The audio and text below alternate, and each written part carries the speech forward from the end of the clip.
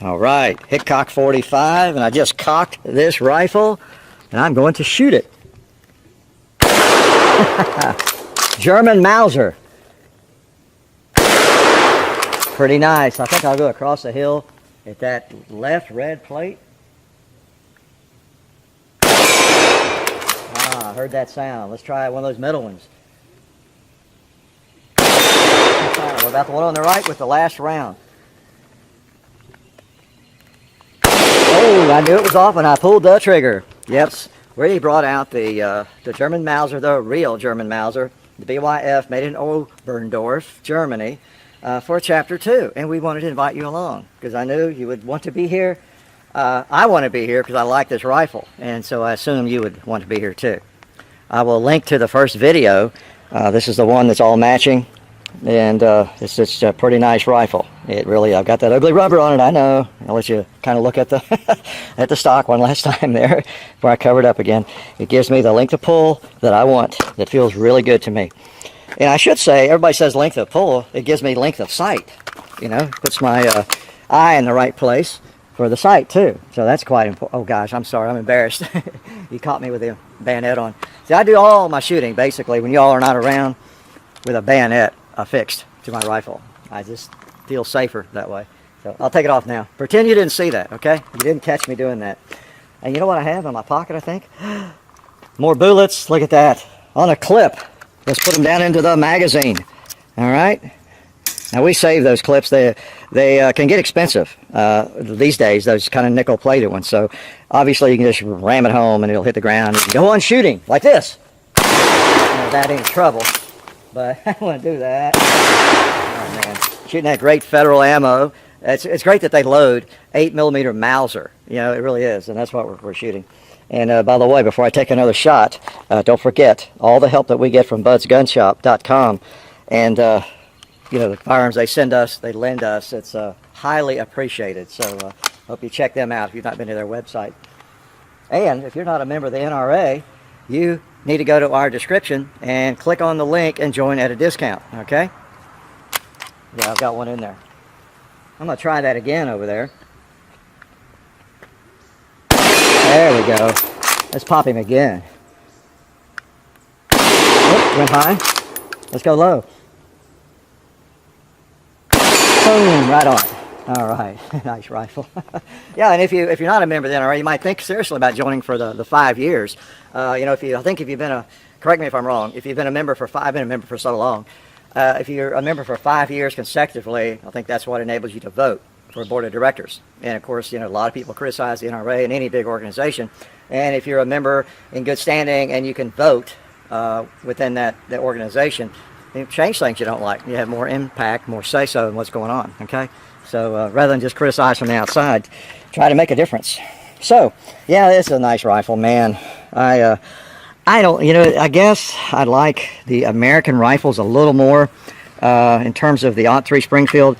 Probably my favorite bolt gun that's a military surplus is, well, I don't know. I could argue that the Swedish Mauser is my very favorite. But beyond that, I would say the .3 Springfield, the 03, with that rear peep sight and everything. It's just a jewel to shoot. But then again, so is this. You know, there's obviously the 03 Springfields were based on this action, so there's not a lot of difference. But these are cool, and I showed you all the light's perfect today, so you might want to see it again here. The markings and everything. Look at that eagle and the swastika, man. Kind of scary stuff, huh? And all the serial numbers match on it. So this is my baby. This is my matching German Mauser. And that's kind of the collector I am. I can't see myself maybe ever buying another one of these. Maybe ever. I've got a nice one. It's all matching. It's a good shooter. And, you know, okay, this is my best German Mauser. I've got another one that's not matching. It didn't really cost that much. And that's the beauty of them. They don't generally cost all that much. And so this is it. It's just kind of neat, special to have one that's in this kind of condition, matching, the proper finish and everything. I talked about that in the first video, I think. A lot of people think the bolt's supposed to be shiny and all of that, but that's because those have been worked on or worn or whatever. This is the way they come. So check out that first video. Oh man, nothing like a Mauser action. How's that? You know, I'm the first person to discover that, right? And it's not been a secret for a long, long time. So let's put some more of these in here. Clips just work beautifully, and it took me a while to I don't know, grow fond of clip-fed bolt actions. I think I just hadn't used them a lot, and I think the actually SKS was one of my first clip-fed rifles, and it's a little more awkward because it's a 10-round clip, and it's just more awkward, and I'm probably not doing it right with it. But when you get a 5-round clip like this, well, they just go in there like butter. And like I was saying, you can just push the bolt forward and that'll come out. But those little rascals have gotten expensive over the last few years, so let's just save them. How's that? All right, let's take a couple more shots with this beautiful rifle. That again, 1943, so it should have seen action. You never know, where and exactly what kind of action or who carried it, doing what. But 1943, as I've said before, you're talking about right there in the kind of the middle of World War II. So there were not a lot of rifles, especially German rifles and any rifles, just sitting in storage, at that time. They were needed, and your safety, of course, straight up is safe. It won't fire. You can work the bolt all the way over, locks everything up. The old Mauser action, as I've shown you before. It really looks good in this this lighting. It's of course, I'm just genuinely sick, aren't I? A lot of people look at an old rifle like this and think it's ugly. Yeah. And then some people, too, would think it's ugly because it's not an American rifle. But I'm sorry if you have not discovered the joys of firing a German Mauser. I'm sorry for you. And you know what we ought to do? Let's put one on the gong. I think it's hard enough. It won't hurt it too much. Yeah, I just felt like we needed to do that. And I'm going to smoke a little more pot right there. Oh, here's some pot here to smoke. First, I'll put a couple on that target.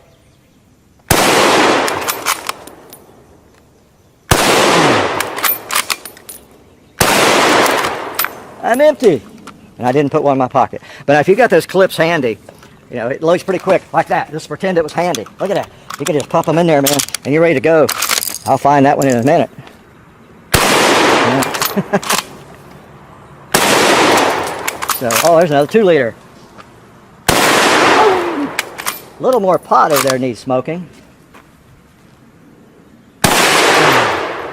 Guess what? I've got one more round in here. Let's go ahead and take that melon out. Whoa! Woo! Hope I didn't get watermelon in the action. Good old bolt gun. It's hard to hurt one and to mess it up, really. Yeah, we'll shoot a couple more, okay? It is a chapter 2, just kind of shooting, blabbing, linking to the first video. I think we've done a main video with this rifle, and we've done a woods walk with it. And this is the first time we brought it out for the second time, I started to say, so it is the first chapter 2. But it's neat, everything's matching, even on the sling connectors, just everything. The bolt, I showed you that in the first video, I believe. So it's pretty cool, knowing that this is the way it shipped, and it was made. Now we got watermelon everywhere. How'd that happen? So, pretty cool. And as I've said before, and I reiterate this a lot, I know, but it is so neat to be able to take a firearm like this that was used in World War II, that was in all likelihood issued and used, and keep it going. Take care of it, fire it, clean it, enjoy it, and of course there's that other element. You don't want to get too caught up in what a firearm might have done, because mainly the firearm has done nothing. Some person might have done something, holding it, of course, right? And I understand, I see comments occasionally, especially maybe some of these firearms that might have been, carried by Nazis or something or whatever. It's I understand it, okay? I kind of get beyond that with firearms, and as most people do. As I have said before, I think we have to get beyond that emotional side of that and not let that cloud our thinking too much, because that's kind of, in a way, the same kind of thinking that gets you thinking in terms of guns being violent, in a way, kind of like some of the gun banner wannabes, So it kind of gets into that territory in my way of thinking. They see a gun and all they can think of is the death it could cause. So I think we'd be careful of that. Even if you see a firearm and maybe there's a good chance it has caused death, somewhere in battle or something. So anyway, if that makes any sense, but I try not to make sense too often, because if I do, you'll expect it, right? If I make sense pretty often, you'll expect it every time I speak. And I'm not about to do that. That takes too much thinking. All right, we got a bowling pin, don't we?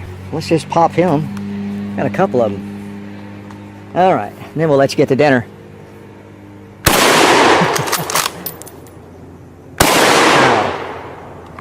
And I think I'll go over. Oh no, I see a 12-ounce can right there. Woo! Sent it flying, didn't it? And we got 1 or 2 left for red plate. Yeah, 1 more. Let's hit the one on the right.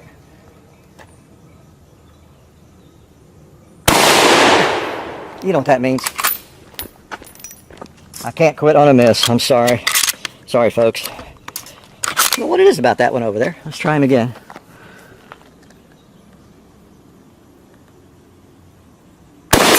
Okay. I don't know. What's going on with it? Okay, so now we got 4 rounds. Well, there's a cinder block right here. Piece of one. And there's a little piece over there. So I did need 5 rounds. Yeah. Okay. And let's pop both of these bowling pins hanging here. Spun him a little bit. This one's hollow, I think, just about. So I noticed when John shot it the other day, it didn't do anything, and I know he hit it. So yeah, we'll take that off. It's a beautiful rifle, and I want you to see it as it ought to be seen. Good old, again, the BYF means it was made in Oberndorf, and the 43 on there means it was made in, guess when? 1943. Yeah, 1940. I started to say 1843. 1943. So, wow, pretty cool to have a correct German Mauser and have one that old. K98, 8mm, 7.92 by 57, right, to be exact in terms of the caliber. I think of it as a 30 caliber. A lot of you gave me a hard time about that in the use the right cartridge or ammo video, because I grouped it in with the 30 caliber. But I mean, nothing is exactly 30 caliber. This one's more like a 32 or whatever, but others are like a 31, but anyway, in that ballpark. But it's a little bigger, you know, than a 30-06 in terms of diameter. It's not quite as powerful, I guess, in most of the ammo configurations, you know, as a 30-06, but it's not dramatically different. Some of you that have done a lot of experimentation and chronographing and all that kind of thing could speak to that. Lots of videos I see people listing velocities of everything and all kinds of. I saw one today, one of the videos, people who really are into that a lot more so than I am. I just like to shoot. If you didn't notice that, it's kind of an undisputed fact. So, good old German Mauser, the K98, made in Oberndorf, out here for a chapter 2 on a beautiful. It's warm, it's hot, I'm sweaty, but other than that, it's a gorgeous evening, and we might just hang around and shoot it for a couple more hours, but we're going to let you get back to dinner and petting your puppies and your cats and hamsters. Life is good.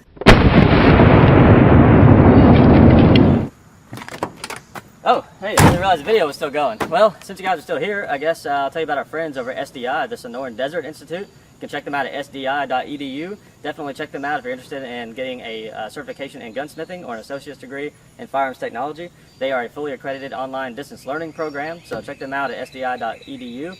And also, don't forget to check out our friends over at vaultexsafe.com. You've seen their safes on our shooting table.